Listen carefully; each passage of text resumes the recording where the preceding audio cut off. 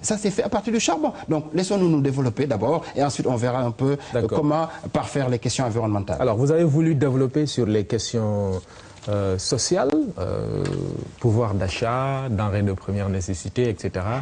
Vous voulez dire que c'est réglé? Ah oui, mais non, vous savez, c'est pas réglé, on est quand même un pays pauvre, avec un petit budget, M. Nig. Mais je veux dire, c'est quand même important de dire, avec tout ce que j'ai listé comme problème que nous avons trouvé au Sénégal, le président, il a eu une méthode, une démarche extraordinaire en termes de bourse familiale.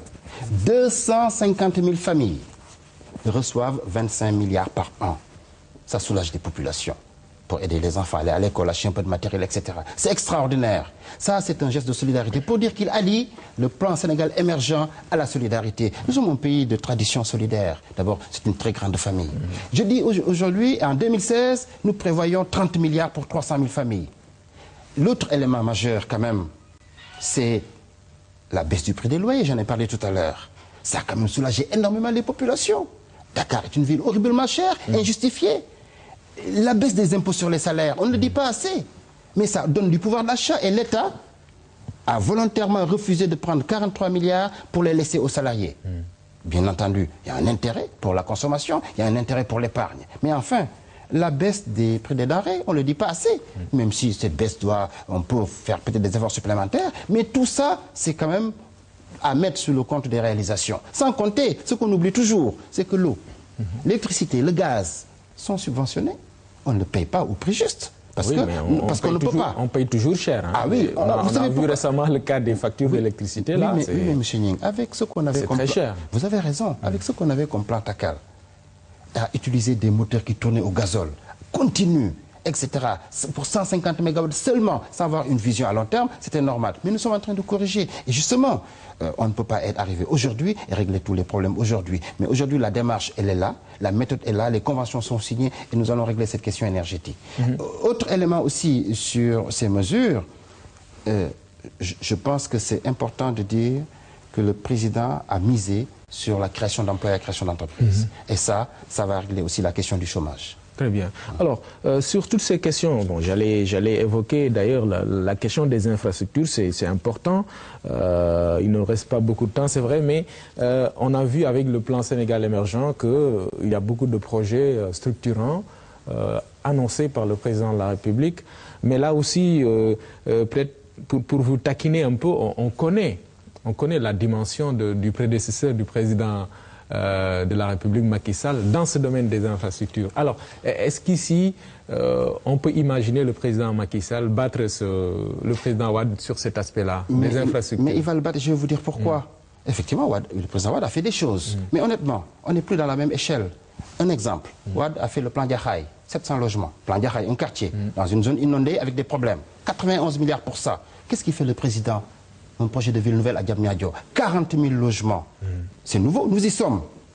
La modernisation, la ville verte, le pôle, la nouvelle ville. Les cités religieuses sont modernisées. Que ce soit Touba, Tivaouane, Medina Baye, Popenguine, Thiénaba, Ndiassane, etc. Je dis, ce n'est pas tout à fait la même chose. Lui, il s'occupe de quartier, il s'occupe de 2 bâtiments à Bambey pour une université. Nous, on en construit 2, avec des capacités différentes. Et plan Diakhaï, un petit quartier, 700 logements. Nous, on en fait 40 000. Mardi, le président va inaugurer le centre, la cité de l'émergence. 31 tours de 10 étages à la gare routière de Pompiers.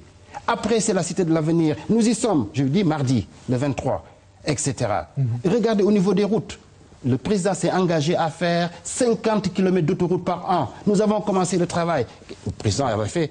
Qu'est-ce qu'il avait fait? Dakar, Padoua, Diamniadio. Non.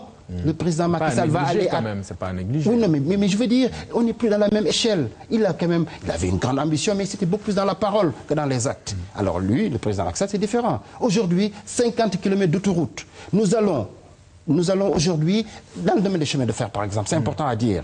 Qu'est-ce qu'il a fait, le petit train bleu? Petit train bleu. Ah non. Aujourd'hui, nous sommes dans le train express régional qui va quitter l'aéroport de Diamniadio pour venir à Dakar. 34 minutes avec 6 gares. Et ce chemin de fer va aller après irriguer le pays. Pour l'autoroute aussi, on ne va pas s'arrêter à Touba. Touba, c'est une ouverture après vers le nord et vers l'est du pays. C'est plus la même échelle. Et pour le train, c'est un train à écartement standard, avec des câbles électriques qui vont alimenter les locomotives. Et nous allons maintenir aussi des infrastructures pour aller jusqu'à Caille, etc. Moi, je dis, effectivement, on dit souvent le président, effectivement, parce que avant Wade aussi, c'était quand même problématique. Mais très honnêtement, Wade était bâtisseur dans la parole.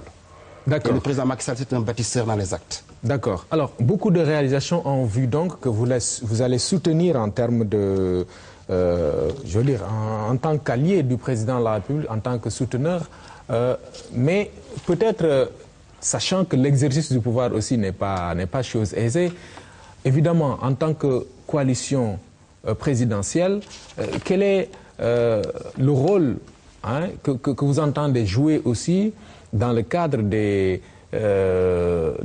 l'amélioration des conditions de vie des populations, de dire par exemple au président, voilà, c'est très bien, mais voilà ce qui ne va pas pour le pays. Vous savez, nous, Oumar, je vous rassure tout de suite, nous sommes des leaders dévoués, c'est la vérité, à la cause du pays, mais nous sommes non complaisants, nous disons la vérité au président. C'est la vérité, en tout cas, nous sommes en des réunions. Mais il y a des façons de dire. Le président est une institution qu'il faut respecter parce qu'il se donne corps et âme pour changer le pays. Mais je dis simplement, vous me parlez de mesures sociales. Regardez les 95 milliards ici. Les inondations cette année, moins de stress. Dalifort, Bambey, Dalifort. Oui, non, mais il y a quand même moins de stress. Je dis, il y a moins de stress. Pourquoi? Parce qu'on a mis 95 milliards. Autre élément dans les infrastructures, c'était quand même important, c'est les gros porteurs. 800 qui arrivent de Chine, 800 du Maroc. Mais je dis simplement qu'au niveau politique, je pense que c'est important que les politiques prennent en charge le débat. C'est important, surtout les politiques de la mouvance présidentielle. Nous devons expliquer aux populations qu'en réalité, il y a une véritable révolution. Ce que je vous dis là. Communiquer sur les réalisations. Ah oui, c'est important, c'est extrêmement important. Et ça, c'est le rôle des leaders. Les élections sont quand même terminées. La rivalité, le combat, on a fini la présidentielle, les locales, les législatives. Aujourd'hui, tous les hommes politiques doivent être unis derrière le président de la République pour réussir cette émergence. C'est l'intérêt de nos enfants, c'est notre intérêt. Pas tous les hommes politiques, mais quand même. De la mouvance. Ouais. Oui, mais l'opposition, vous savez, nous avons quelques politiciens pressés, qui ont été des éternels perdants d'ailleurs. La bataille électorale est perdue. Maintenant, ils veulent gagner la bataille de l'opinion. Mais non, nous sommes là devant et nous allons expliquer aux populations que nous sommes sur le droit chemin, nous allons réussir. Et je fais mes prières et j'encourage le président à réussir un peu sa mission. Merci beaucoup. El Hadj Ibrahima Mbow, merci d'être venu à cette émission.